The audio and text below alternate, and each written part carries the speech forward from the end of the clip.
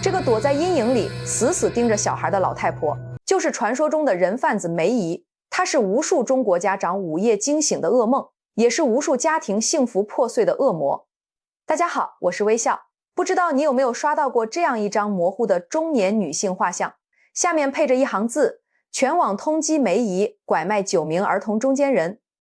每次看到这张画像，心里都会咯噔一下，说不清是愤怒，是揪心，还是一种说不明的沉重。仅凭这一张虚拟画像，梅姨就登上了我国人贩子通缉令的榜首，几乎成了人贩子的代名词，让无数家长闻风丧胆。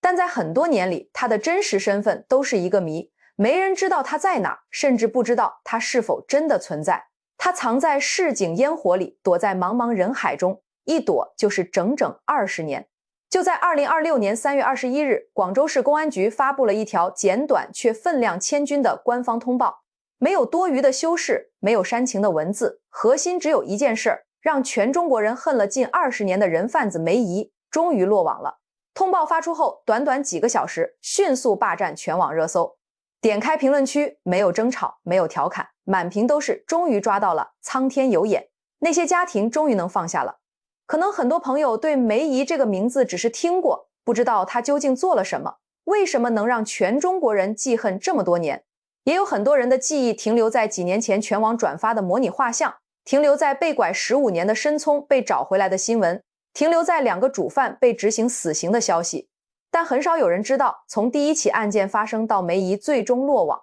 这个案子整整跨越了22年。这22年里，有9个原本幸福的家庭被彻底撕碎。有一个父亲因找孩子花光所有积蓄，在返乡的火车上坠车身亡。有一个父亲辞掉了年薪近10万的管理工作，走遍全国几十个城市，整整寻找了15年。还有一群警察，为了这个案子，从刚入警的年轻小伙熬成了2鬓斑白的老民警，追了整整20年，从未放弃。今天咱们就把这个案子从头到尾完完整整讲清楚。故事的开头要从2003年的广州增城说起。2003年的增城还是广州城郊的城乡结合部，到处都是密密麻麻的出租屋，聚集着从全国各地来这里打工的外来务工人员。那时候的珠三角工厂遍地机会多，无数人拖家带口来到这里，想靠自己的双手挣一份安稳日子。但他们怎么也想不到，一双双罪恶的眼睛早就盯上了他们身边最珍贵的孩子。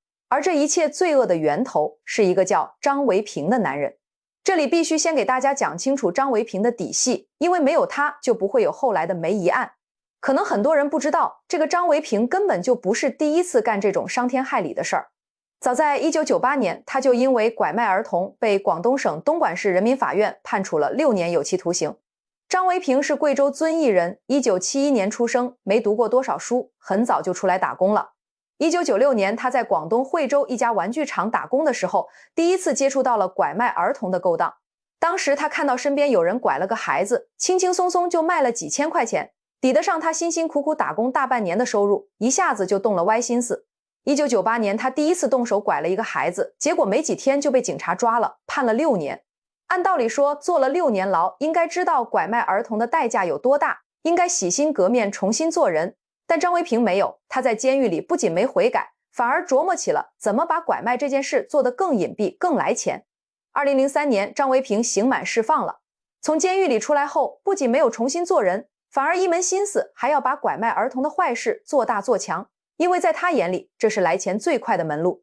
他从监狱出来之后，就跑到了广州增城的石滩镇。石滩镇当时是外来务工人员聚集的地方，很多从外地来广东打工的夫妻都在这里租房子住。大人要上班，孩子要么放在出租屋里自己玩，要么就是妻子一个人带着，防范意识普遍比较弱。对张维平这种人贩子来说，这里就是他眼里的作案宝地。他在石滩镇租了个房子，平时就在附近的工厂出租屋周边晃悠，专门盯着那些带孩子的外来务工家庭，跟他们搭讪套近乎，混个脸熟，让人家放松警惕。但这个时候的他只有拐孩子的本事，没有卖孩子的渠道。他之前坐牢就是因为刚拐了孩子就着急出手被警察抓了，所以他很清楚，想要干这个勾当必须有个稳定的能帮他销赃的中间人。就在这个时候，通过石滩镇当地2个老人的介绍，张维平认识了一个女人。这个女人当时自称叫潘冬梅，平时大家都叫她梅姨。谁也没想到，就是这个名字会在10几年后成为全中国最让人恨的名字之一。当时的张维平根本不知道这个梅姨的真实姓名，不知道她是哪里人。他只知道这个女人大概50岁上下，身高1.5米左右，不高，有点胖，能说一口流利的粤语还有客家话，平时就在增城、博罗、河源这一带跑。表面上的职业是红娘，也就是给人介绍对象，有时候也给人家介绍保姆，说白了就是个靠拉关系当中介吃饭的人。这个梅姨在当地的村镇里混了很多年，人头熟路子广，认识很多想抱养孩子的家庭，手里有稳定的买家渠道，而且她嘴巴很甜，很会说话，跟谁都能聊到一块儿去，很容易让人放下戒心。张维平跟梅姨认识之后，两个人一拍即合，很快就谈好了合作模式。张维平负责拐孩子，拐到之后就交给梅姨，梅姨负责联系买家，把孩子卖掉。据张维平到案后供述，每卖掉一个孩子，梅姨就从里面抽1000到3000块钱不等的提成，剩下的钱归张维平。而且梅姨跟张维平说得很明白，买家的信息你不用管，也别问，我不会告诉你的，你只要把孩子给我就行，只要有孩子，我就能给你卖掉。现在我们回头看，这个约定就是后来这个案子最难办的根源之一。张维平从头到尾只负责拐孩子，所有的买家信息全在梅姨一个人手里。他连买家姓什么叫什么，住在哪个村都不知道。谈好了合作，两个人马上就开始动手了。2003年9月，也就是张维平刚从监狱里出来不到半年，他就干了第一起案子。他在惠州博罗县的一个工厂附近认识了一对从外地来打工的夫妻。这对夫妻有个刚满1岁的儿子，叫陈前进。张维平平时就经常跟这对夫妻搭话，给他们递烟，陪他们聊天，很快就混熟了。这对夫妻也完全没把他当坏人。有一天，张维平看到孩子的妈妈一个人带着孩子在出租屋门口玩，就走过去跟他聊天，聊着聊着就说要带孩子去旁边的小卖部买糖吃。孩子的妈妈根本没多想，觉得都是熟人了，就答应了。结果张维平抱着孩子一去就再也没有回来。这是梅姨和张维平合作拐卖的第一个孩子。孩子拐到手之后，张维平马上就联系了梅姨，梅姨很快就找好了买家，把孩子卖到了河源紫金县。张维平拿到了1万多块钱，梅姨抽了2000块的提成。第一次得手这么顺利，两个人的胆子就更大了。从2003年9月到2005年12月，短短2年多的时间里，张维平用一模一样的手法，在广州增城、惠州博罗两地连续作案，一共拐走了8个1至3岁的男童。他的手法从来没变过，专门找外来务工的家庭，先跟孩子的父母搭讪混熟，取得他们的信任，然后趁父母不备，要么说带孩子去买东西，要么趁父母转身干活的功夫抱着孩子就跑，从来不用暴力，全靠骗。因为他知道这样留下的线索最少，最难被抓到。而这8个被他拐走的孩子无一例外全都是通过梅姨卖到了河源紫金县一带的农村里，每一个孩子梅姨都从中抽了提成。在这2年多的时间里，这些孩子的父母发现孩子不见了以后，全都第一时间报了警，当地警方也都立了案。但是当时的条件跟现在完全没法比。2003年、2004年的时候，街上的监控摄像头少得可怜，尤其是出租屋聚集的城中村乡镇上几乎没有监控，根本找不到张维平抱着孩子跑了之后的轨迹。而且张维平是个流窜作案的惯犯，反侦查意识特别强，他从来不用自己的真实身份租房子，不用自己的身份证办手机号，跟受害者家属接触的时候用的全都是假名。拐完孩子之后马上就换地方，警方根本抓不到他的踪迹。再加上孩子被拐之后，几个小时之内就被梅姨转手卖掉了。交易完成之后，两个人就断了联系，没有任何转账记录，全都是现金交易，一点物证都没留下。所以这些案子当时一个都没破，这些孩子就像人间蒸发了一样，一点消息都没有。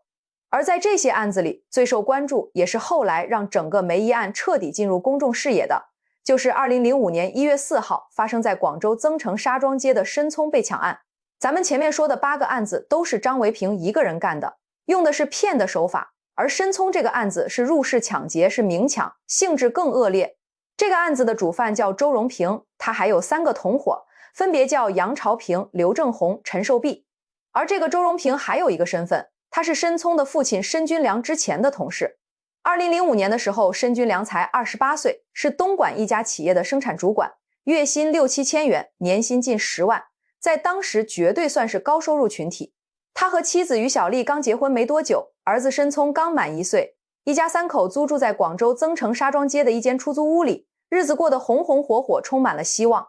而周荣平之前跟申军良在同一家工厂上过班，知道申军良收入稳定，家里有个刚满1岁的儿子，也知道申军良平时白天要上班，出租屋里只有申军良的妻子于小丽一个人带着孩子。早就动了歪心思的周荣平就跟杨朝平、刘正红、陈寿碧3个人密谋，要去申军良的出租屋里把孩子抢走，然后卖掉换钱。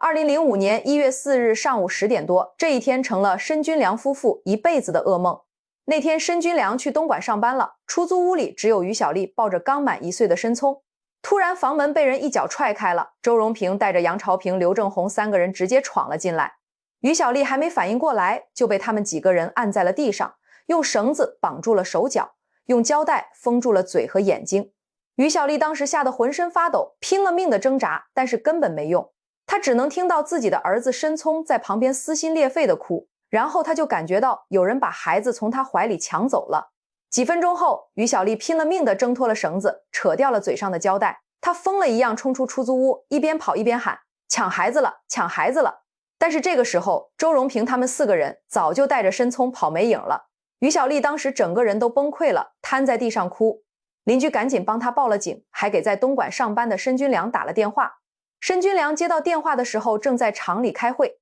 听到孩子被抢了这5个字，脑子轰的一声，一片空白，整个人直接从椅子上摔了下来。他疯了一样往增城赶，一路上他脑子里只有一个念头：我的儿子千万不能有事。等他赶到出租屋的时候，只看到哭到几乎昏厥的妻子，还有空荡荡的婴儿床。他的儿子，那个刚满1岁，会奶声奶气叫爸爸的孩子不见了。从这一天起，申军良的人生彻底改变了。而周荣平他们抢走申聪之后，第一时间就联系了张维平。他们知道张维平有卖孩子的渠道，就把申聪交给了张维平，让他帮忙卖掉。而张维平拿到孩子之后，还是老规矩，联系了梅姨。梅姨很快就找好了买家，把申聪卖到了河源紫金县，卖了1万多块钱，梅姨照样抽了提成。2005年5月，张维平拐走了本案最后一名儿童欧阳家豪。同年12月，他彻底销声匿迹。而梅姨也在此时跟他同居了2、3年的河源紫金县彭姓老汉说，要回老家拿户口本跟他登记结婚，这一走就再也没有回来过。这2个人就像人间蒸发了一样，彻底消失在了人海里。他们不知道的是，他们这2年多的罪恶毁掉了9个家庭，开启了一场长达20年的追击和寻找。孩子被拐之后，这9个家庭无一例外全都踏上了寻子之路。他们原本都是普普通通的打工人，有自己的工作，有自己的小日子，但是从孩子不见的那一天起，他们的人生就只剩下了一件事：找孩子。这里面最让人心疼的就是申军良。孩子被抢之后，申军良马上就辞掉了那份高薪的管理工作。很多人劝他说，你不能辞职，你得有收入才能找孩子。但是申军良说，我儿子都没了，我赚再多的钱有什么用？我必须把所有的时间都用来找我的儿子。从那以后，申军良就成了一个全职的寻子父亲。他印了几十万份寻人启事，上面印着申聪的照片，还有他的联系方式。只要听说哪里有疑似申聪的孩子，不管多远，不管是在哪个省，他马上就赶过去。那10几年里，他走遍了全国几十个城市，广东、广西、云南、贵州、四川、山东、河南，只要有人给一点线索，哪怕是骗局，他也要去。因为他怕万一这次是真的，他错过了，就再也找不到儿子了。有好几次他接到电话，说在某个地方看到了跟申聪长得很像的孩子，他连夜坐火车赶过去，结果发现是骗子，就是为了骗他的钱。还有一次，有人说在山里的一个村子里有个孩子是被拐来的，他翻了好几座山，走了10几个小时的山路赶到那个村子里，结果发现根本不是他的儿子。10几年下来，他花光了家里所有的积蓄，原本那个意气风发的年轻主管变得满脸沧桑，头发全白了，才30多岁的人看起来像50多岁一样。他的妻子于小丽因为孩子被抢受到了巨大的刺激，患上了严重的抑郁症，身体也垮了，常年吃药。申军良每次出门找孩子，最放心不下的就是家里的妻子。他说，我要是找不到儿子，这个家就彻底散了。而比申军良更让人心碎的是被拐儿童杨嘉欣的父亲杨江。杨嘉欣是2004年12月在惠州博罗被张维平拐走的，当时才2岁。杨江是一名货车司机，常年跑长途运输，辛辛苦苦养家。孩子被拐后，他当即卖掉了自己赖以生存的货车，断了收入来源，全职踏上寻子路。他跟申军良一样，只要有一点线索，便立刻动身。3年时间里，跑遍了大半个中国，花光了家里所有的积蓄，还欠了一屁股外债，却始终没能等到儿子的半点消息。2008年6月，杨江寻子无果返乡，在途经广东清远段的火车上，从列车厕所窗口坠下，当场身亡。他到死都没能再看一眼他自己的儿子。杨江去世之后，他的妻子，也就是杨嘉欣的妈妈，没有放弃。她抱着还不懂事的小女儿继续找儿子。她跟自己说，丈夫用命都在找的孩子，我一定要找到，就算是我死了，也要把儿子找回来。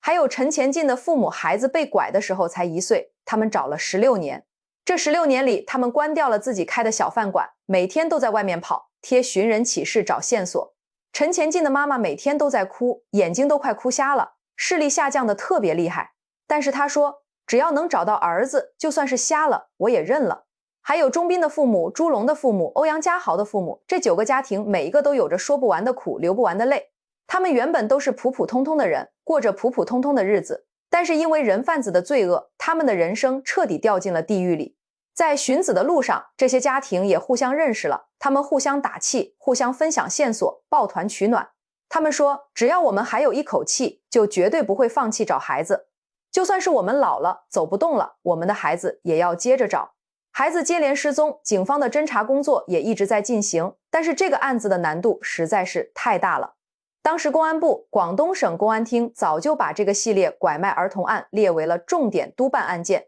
广州警方成立了由省市区3级公安机关组成的联合专案组，专门负责侦办这个案子。但是专案组的民警们遇到了一个又一个的难题。第一个难题就是没有线索。我们前面说过，2003年到2005年的时候，监控摄像头非常少，尤其是在乡镇和城中村几乎没有覆盖。张维平拐走孩子之后，马上就换成交通工具跑了，根本没有监控能拍到他的轨迹。他从来不用自己的真实身份租房子，不用自己的身份证办手机号，跟受害者家属接触的时候用的全都是假名，警方根本抓不到他的踪迹。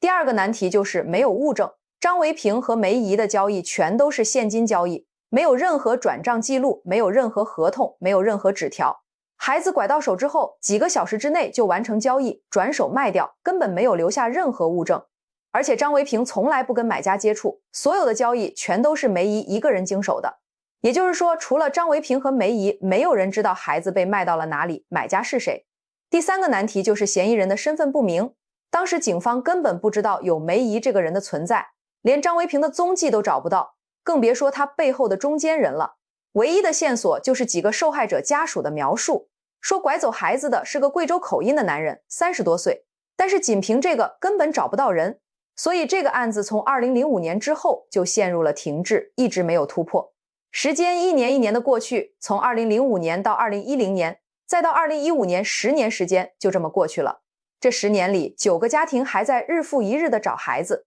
专案组的民警换了一批又一批，但是从来没有放弃过这个案子，一直在追查线索。而张维平和梅姨就像人间蒸发了一样，一点消息都没有了。很多人都跟申军良说，都过去10年了，孩子肯定找不到了，你别找了，好好过日子吧。但是申军良说，只要我还活着，我就不会放弃，我一定要找到我的儿子。终于在2016年，这个停滞了10年的案子迎来了第一个重大的突破。2016年是这个案子的转折点。这一年，公安部在全国范围内开展了打击拐卖儿童犯罪的专项行动。这个积压了10年的系列拐卖儿童案再一次被提上了最高优先级。专案组的民警们把这10年来收集到的所有线索全部重新梳理了一遍，一遍又一遍地走访当年的受害者家属、目击者，一遍又一遍地排查当年和张维平有过接触的人，终于锁定了张维平、周荣平等5名犯罪嫌疑人的踪迹。2016年3月，在多地警方的配合下，专案组展开了收网行动，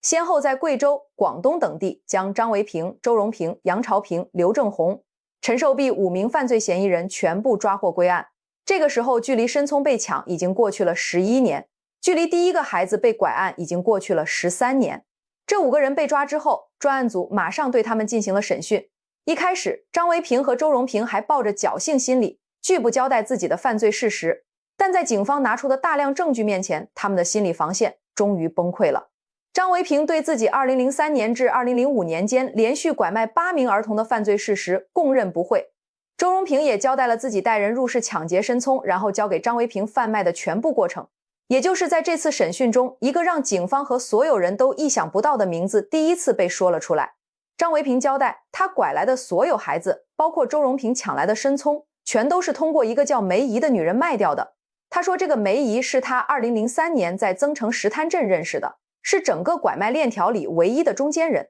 所有的买家都是他找的，他自己连买家的面都没见过，更别说知道买家的信息了。每卖掉一个孩子，梅姨都会从中抽取提成。这个时候警方才第一次知道，这个系列拐卖案的背后还有这么一个关键的人物，这个叫梅姨的女人才是整个拐卖链条里最核心的销赃环节。如果没有她，张维平拐来的孩子根本就卖不出去，也就不会有这么多家庭被毁掉。但是当警方问起这个梅姨的真实姓名、老家地址、家庭情况的时候，张维平的回答给警方泼了一盆冷水。张维平说他根本不知道梅姨的真实姓名，只知道她当时自称叫潘冬梅，大家都叫她梅姨，不知道她是哪里人，只知道她会说粤语和客家话，当时大概50岁左右，身高1.5米左右，有点胖。他连梅姨的身份证都没见过，更别说知道她的家庭情况了。他说他和梅姨只有交易的时候才会联系，交易完了就断了联系。他只知道梅姨当时在河源紫金县跟一个姓彭的老汉同居，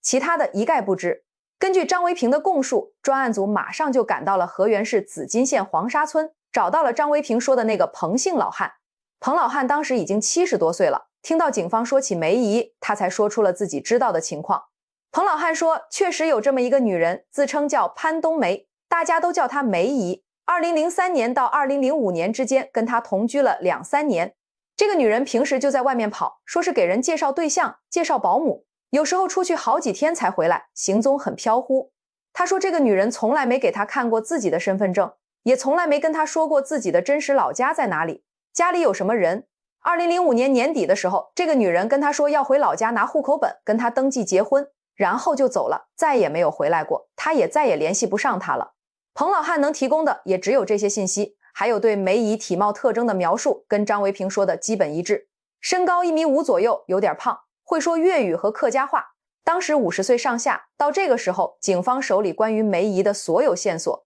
就只有张维平和彭老汉2个人的口供，还有对她体貌特征的描述，没有她的真实姓名，没有她的照片，没有她的指纹，没有她的脱氧核糖核酸，什么都没有。这就意味着想要找到这个梅姨，就像在大海里捞针一样难。但是警方没有放弃，他们根据张维平和彭老汉的描述，找来了全国顶尖的模拟画像专家，给梅姨画了第1张模拟画像。2017年6月，广州市公安局正式向全社会发布了这张梅姨的模拟画像，同时发布了悬赏通告，悬赏5万元，向全社会征集关于梅姨的有效线索。也就是从这个时候开始，梅姨这个名字第一次进入了全国公众的视野，一下子就引起了全网的关注。无数网友转发了这张模拟画像和悬赏通告，大家都想帮着警方找到这个伤天害理的人贩子。但是让所有人都没有想到的是，从这张画像发布开始，关于梅姨的谣言也开始满天飞了。2017年画像发布之后，全国各地都有人给警方打电话，说自己看到了跟画像上长得很像的女人，疑似梅姨。广东佛山、清远、韶关、浙江杭州、金华、广西柳州、湖南郴州，全国各地都传出了梅姨落网的消息，每一次都闹得沸沸扬扬，全网转发。但是每一次广州警方都出来辟谣了。经过核实，这些被抓的人都不是梅姨。很多人可能会问，都有画像了，为什么还会认错？为什么就是找不到他？这里我给大家讲一下这个案子从2017年到2023年整整6年的时间里一直无法突破的核心难点，也是警方最难办的几个地方。第一个也是最核心的难点，梅姨的真实身份完全是个谜。我们现在找一个人，最基本的你得知道他的真实姓名、身份证号，对吧？但是梅姨从一开始用的就是化名潘冬梅，梅姨全都是他自己编的，根本不是他的真实姓名。跟他同居了2-3年的彭老汉不知道他的真实姓名，跟他合作了2年多的张维平也不知道他的真实姓名。没有真实姓名，没有身份证号，就没法查到他的户籍信息，没法查到他的出行记录、住宿记录、消费记录，什么都查不到。你想，全中国10几亿人口找一个连真实姓名都不知道的女人，这不是大海捞针是什么？第二个难点，梅姨的反侦查意识强到了极致。2005年年底，最后一个孩子被拐之后，她马上就消失了，彻底切断了和曾成、紫金所有熟人的联系，再也没有出现过。她潜逃之后，从来不用自己的真实身份，不用身份证住酒店，不用身份证买火车票、飞机票，不用身份证办手机号，不用银行卡，甚至连医保社保都不用。也就是说，她几乎没有留下任何能被追踪到的轨迹。2005年的时候，监控还很少，大数据还没有，人脸识别技术也还没普及。一个人只要不用自己的真实身份，隐姓埋名跑到一个没人认识他的地方，就真的能像人间蒸发一样彻底消失。第三个难点，唯一的线索来源只有张维平的口供。关于梅姨的所有信息全都是张维平一个人说的，甚至有没有梅姨这个人都不知道。而且张维平的口供也只是口头描述，没有任何实质性的东西，光凭一张模拟画像根本没法精准锁定一个人。第四个难点，全网的谣言反而给警方的工作带来了巨大的干扰。2017年画像发布之后，每天都有无数的网友给警方打电话、发私信提供线索，但是这里面绝大多数都是不实信息，甚至是谣言。最典型的就是2019年网上流传的一张彩色的梅姨画像。当时这张画像在全网疯传，很多人都以为是警方发布的官方画像，其实根本不是。这张彩色画像是民间的一个画像师自己根据描述画的，也没有得到警方的认可，跟梅姨的真实长相有很大的差距。但是这张画像被全网疯传，导致很多人都把这张彩色画像当成了官方的标准画像。全国各地无数人根据这张不准确的画像给警方提供线索，结果警方核实下来全都是错的，浪费了大量的警力和时间。还有那些梅姨落网的谣言，每一次传出来，警方都要停下手里的工作去当地核实，结果每一次都不是，不仅浪费了警力，还误导了公众。就是这几个核心难点，让这个案子从2017年到2023年一直没有突破，但是警方没有放弃，那些寻亲的家庭也没有放弃。就在警方全力追查梅姨下落的同时，这个案子的审判程序也在依法进行。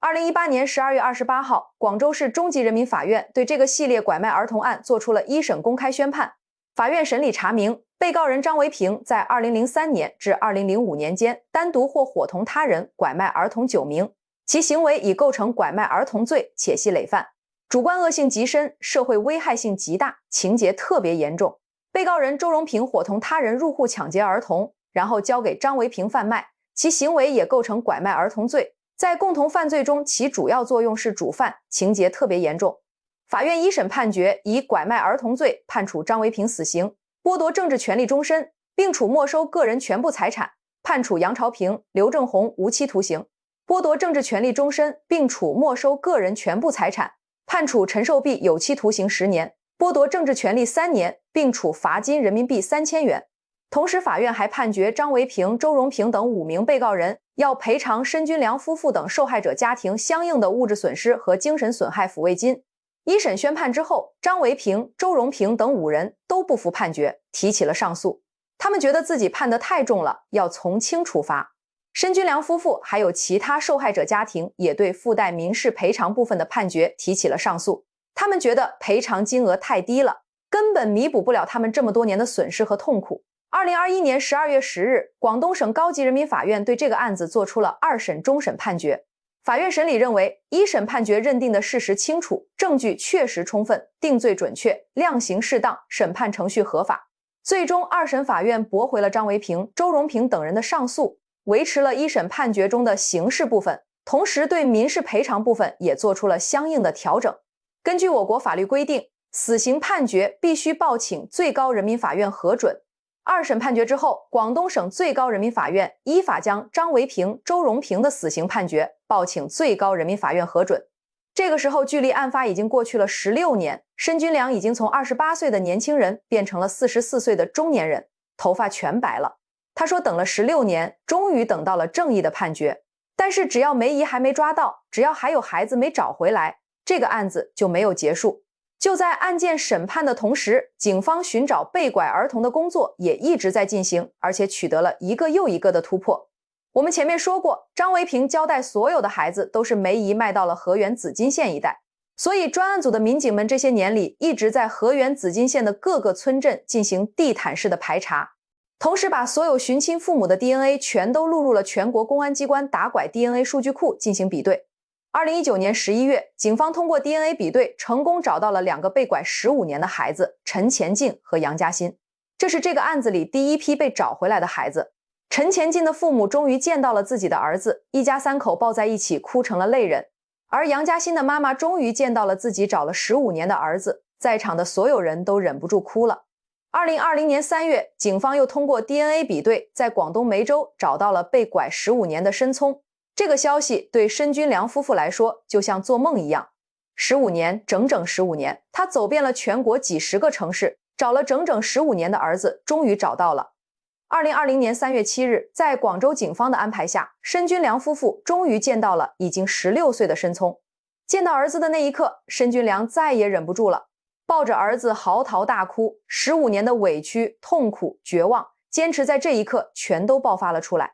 他的妻子于小丽拉着儿子的手，哭到几乎站不住。申聪这个被拐了15年的孩子终于回到了亲生父母的身边。认亲之后，申聪选择了回到亲生父母身边生活。2020年7月，警方又成功找回了朱龙等2名被拐儿童。2024年9月，警方找到了被拐19年的钟斌。同年10月，通过大数据排查与 DNA 比对，本案最后一名被拐儿童欧阳家豪被成功找回。至此，这个案子里9名被拐的孩子，在时隔近20年之后，全部被成功找回。9个破碎的家庭终于全部实现了团圆。这个消息让所有人都为之动容。20年，这些父母用自己一辈子的坚持，终于等回了自己的孩子。孩子们一个个都找回来了，但是梅姨还没有落网。2023年4月27日，遵照最高人民法院下达的执行死刑命令，广州市中级人民法院对张维平、周荣平依法执行了死刑。这2个罪大恶极的人贩子终于为自己的所作所为付出了生命的代价。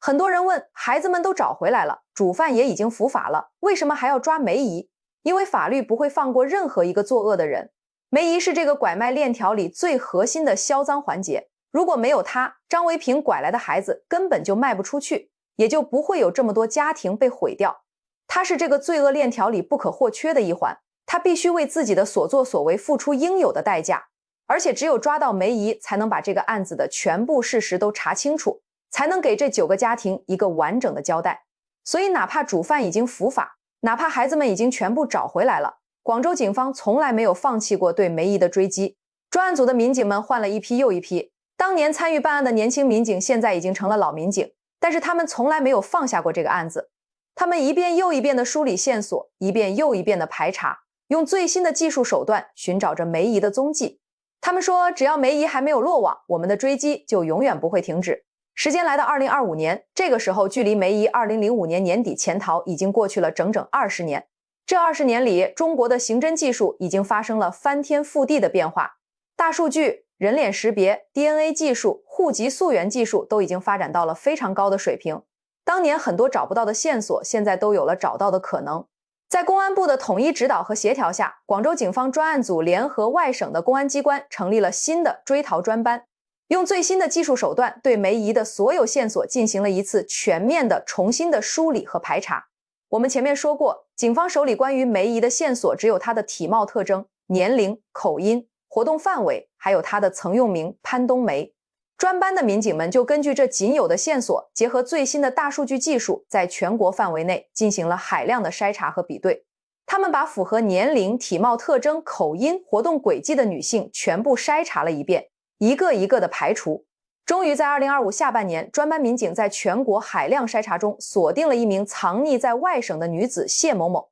这名女子的年龄、体貌特征、口音特点、活动轨迹均与当年梅姨高度吻合。2005年之后，她便离开广东，隐姓埋名在外省生活，几乎切断了与广东老家的所有联系，行踪极为隐蔽。专班民警没有打草惊蛇，对谢某某展开了长达数月的秘密核查与证据固定，走访其原籍地，核实过往经历，固定了完整的证据链，最终确认这名谢某某就是潜逃20年的梅姨。2026年3月，在掌握了全部的证据之后，专案组决定收网。在当地警方的配合下，专案组的民警们在谢某某的藏匿地成功将他抓获归案。被抓的时候，谢某某已经74岁了，头发全白了，看起来就是一个普普通通的老太太。但是就是这个看起来普普通通的老太太，在20年前亲手毁掉了9个家庭，让9个孩子离开了自己的亲生父母，让9对父母承受了近20年的痛苦和折磨。被抓之后，警方马上对谢某某进行了审讯。